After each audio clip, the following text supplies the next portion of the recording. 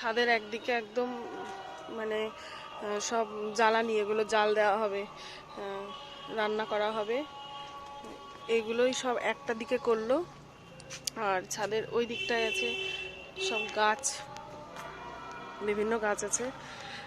আর এই দিকটা পরিষ্কার করলো, আর ওই দিকটাও পরিষ্কার করলো। তো এই পরিষ্কার করতে করতে নুরুল খুব হাঁপিয়ে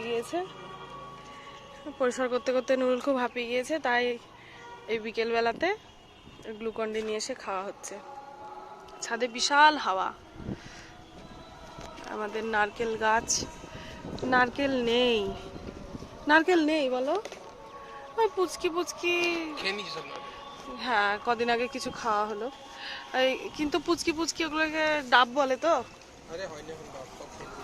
কিন্তু ডাব তো বলে, ওগুলো হচ্ছে, বড় হবে। বিশাল হাওয়া আজকে ছাদে।